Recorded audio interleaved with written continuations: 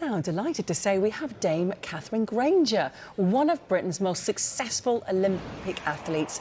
She's also the only woman in any sport to win medals in 4 consecutive Olympic Games. As chair of UK Sport, she's responsible for producing elite athletes to compete and beat the world's best. Delighted to have you. Of course, who better to talk to today is Dame Katherine. So good to see you. This year's theme, now it is embracing equity. Now many people confuse, I guess, equality and equity. What does equity mean to you and why is it so important?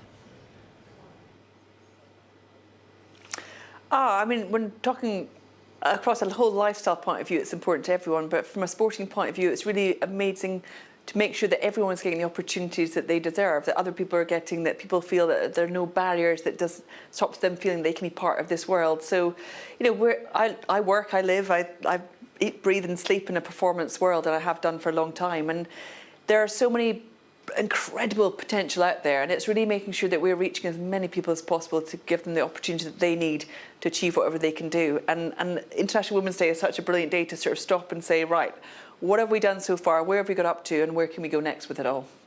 Absolutely. Let's talk about where you're at right now. UK Sport, you're at the heart of investing and finding elite athletes for the Olympics and Paralympics. How does equity work in that respect? What's the strategy to making sure that women can succeed and do succeed? So I think it has been slightly easier in the Olympic and Paralympic world. I think, you know, for almost historically, people have tuned in to watch and support. You don't tune in generally to watch, you know, women's swimming and men's archery or women's diving and men's track and field. You know, you sort of watch the sport. So there's always been a sense of, you know, the sort of the dual genders very present and very visible. And I think what we've seen is the huge increase in absolutely brilliant female athletes across a much wider range of sports than we've ever seen. And that success is giving them an incredible platform that they can celebrate that success. They're becoming household names, becoming well known. And actually those profiles is a direct link to young girls, women coming into sport or coming to anything in life and suddenly seeing, this is something I could try and be as well. This is something I didn't know about before, but now I'm seeing it. I want to be part of it. I'm watching what they're doing, these capable, passionate people who are doing the best things in the world, and suddenly it feels this is something that could be for everyone. And I think the visibility makes a huge difference, and then that needs to translate into the opportunities kind of back down at clubs, at schools, you know, everywhere that girls might think, I'd like to see that. I've seen that now, I'd like to try it for myself. Where do I go next? So, you know, every sport that we work with, it work incredibly hard to make sure the doors are open, the opportunities are there for anyone who might be interested. Absolutely. I want to get your thoughts on that new research by UK Sport that's found a huge demand for increased coverage of women's sports in Britain. Tell us a bit more about the results. Yeah, it's just some really good, I mean, I think a lot of the evidence that comes from these sort of surveys, it starts from a place of this is how it feels, this is how we think. We think there's a much greater demand for watching women's sport, and that's coming from men and women all over the country, and across a much wider range of sports as well. So that the numbers that are coming through are showing that well over half of the country want to see more women's sport. More saying, why aren't we seeing men and women's sport together? Why are we sort of packaging them so separately, and only what you have to try and find women's sport quite often? And also there's incredible numbers that are saying, you know, we see now female athletes as our role models. We choose female athletes to be the role models, and that's coming from men and women alike.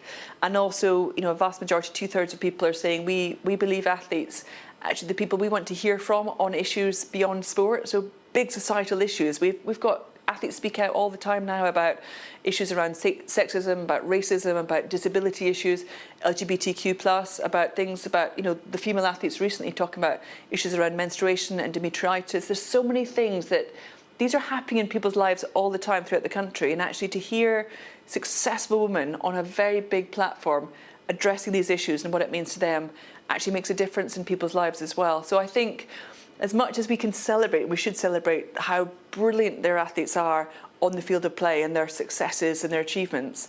Actually, their voices and the fact that they want to improve the lives and worlds of people as well off the field of play really matters as well. They have a voice, they have interest, they have passions, and that makes them, I think, even more relatable as individuals. They're not just a superstar on a podium.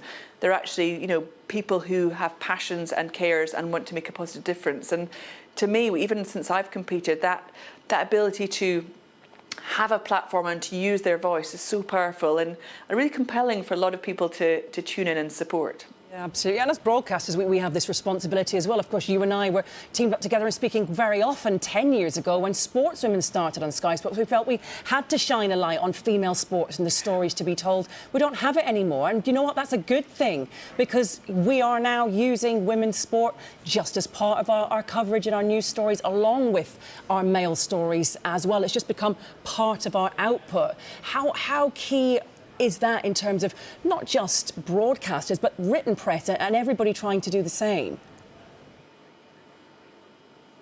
Hayley, I totally agree. I think there's been a time where it's almost been needed to be driven through, I think, for a long time. And still, to some extent, some sports would argue you have to go looking for the results, for the women's results. Where are these happening?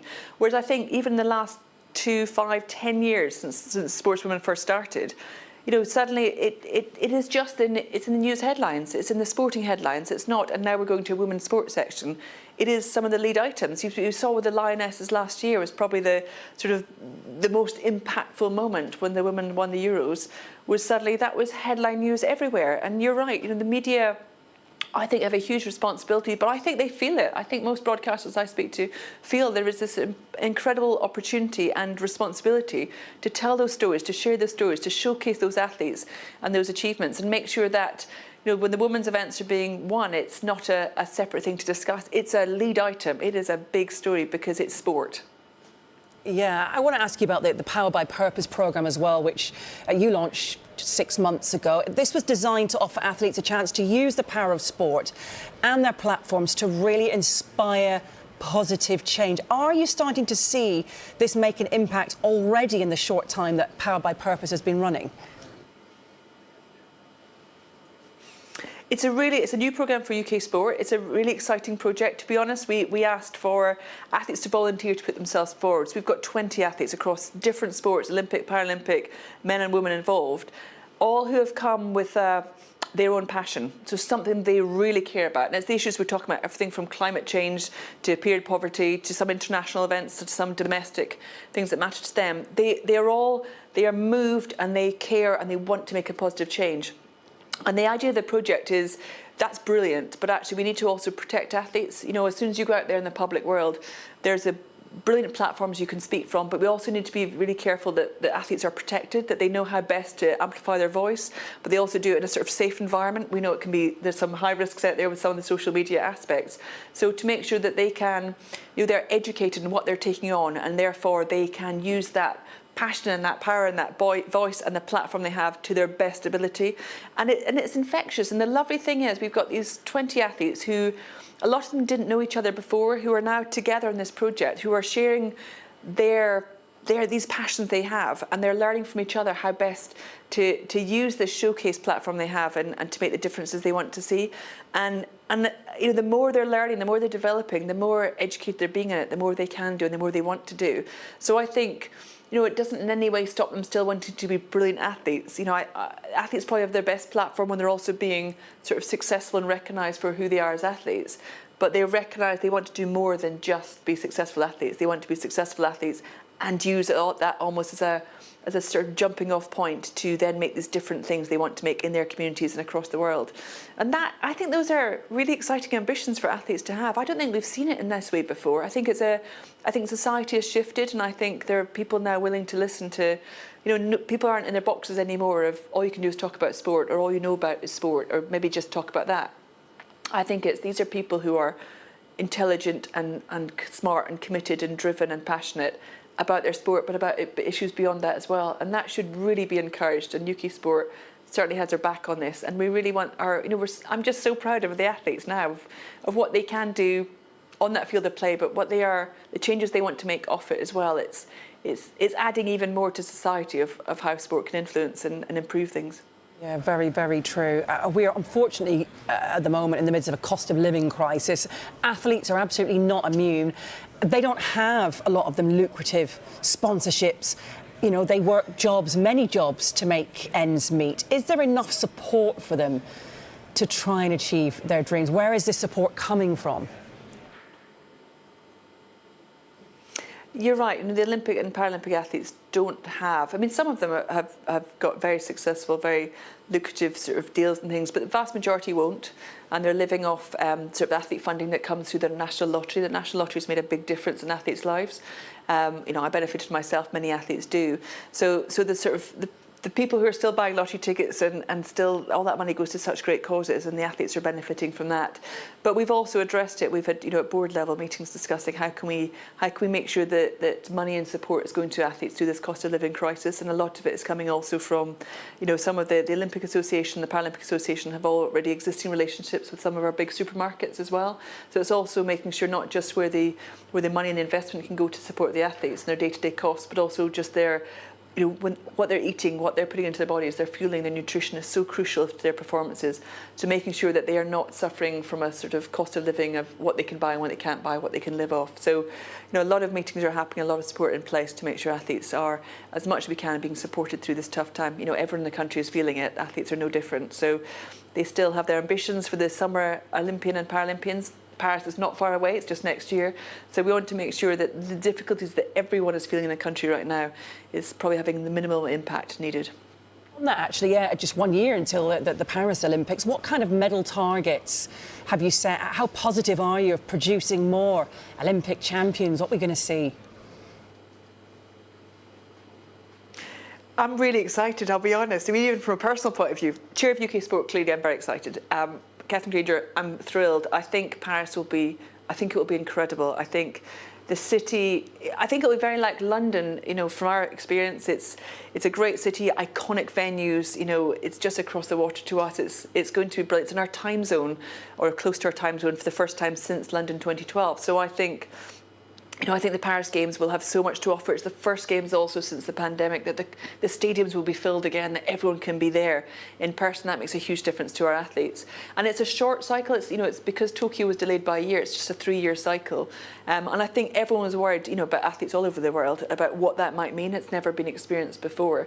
But from Team GB, Paralympics GB point of view, I mean, already our athletes are doing incredible things. You know, right now they're in headlines sort of week in, week out about success stories. So I think there's a lot of enthusiasm. The momentum is really building already. This summer we'll see a lot of the qualification period. So the main thing is to make sure the athletes can get qualified for Paris, and then the sort of countdown really begins. But I mean, no target's been set yet. It's far too early to set those sort of targets. But I think people are very optimistic, very hopeful, and I think genuinely, I think the fact it is in, I really hope we have a lot of British support going to France as well. It's going to be a games that I think everyone can get involved in and everyone can feel part of. And I think, you know, for so many of us that are used to being in stadiums or used to being part of that sort of visceral crowd feel, I think during the COVID years it was really hard to watch events happening but in empty stadiums. You know, you realise there's a huge, that public support is a real key part to those performances having the sort of impact that they should have. So I think everything coming back together in Paris next year will be a games to really celebrate. I guess just finally, I do want to just ask you about, you know, inspiring the next generation. You won gold at London 2012. Seems like yesterday. It was over 10 years ago. I still can't believe it. But the home games, that really promised, didn't it, to drive up participation. And some views are a bit mixed on whether it did. Now with the Lionesses winning the Euros, and we've got a Women's World Cup this summer as well, what advice would you give to football to make sure it makes the most to inspire a new generation? Yeah, I think it's a really fair point. I think everyone is learning. We talk about legacy. What's the legacy of the games? What's the legacy of the Euros win and things? And I think what we've got a lot better at is probably how much we need to define it. What do we actually mean by that? What change is going to happen? Because I think, you know, London 2012, I did as an athlete, the idea of you could inspire a generation is incredibly motivating and very exciting. And I think every athlete wanted to do that. And then I think 10 years on, we're asking, you know, what did we mean by that? Did we do what did it do as we delivered, as we hoped it would deliver? And I think what every event that certainly from UK Sport point of view we work with, the defining what that legacy will be is really crucial, kind of almost ahead of time, so that when the games come and go, what's left afterwards is really important. You know, there's such investment goes into this from everything from the infrastructure to the individuals, and when the results come, well, what now? And I think, you know, the Lioness is a brilliant example. They had said in the immediate aftermath of they want to make sure that it's not just a moment in time, it has a difference. So they wanted very early on that this would make a difference for girls and young women who watch football for the first time probably on that scale, or maybe have come along to matches, that then they can feel it's for them. And we've just heard, you know, today the government have committed to a huge investment into school sport that will mean that girls get equal access to the sports that the boys do. Now that is when you see brilliant female athletes having had the most incredible result, but off the back of that, having the right conversations with the right people to make a change that will now, you know, last long beyond any of those results. That change that they have now created an opportunity for every girl in the country to be able to access football. When as an athlete, you feel now you've done something special. You know, that trophy, that title is amazing and sits in history. But actually now you've affected potentially every girl in the country's life about what they can access through sport. I think that's when you see sport at its true power. Absolutely. It's been a real pleasure speaking to you again. Thank you very, very much for your time. Thanks, Hayley. It's always a pleasure. Thank you very much.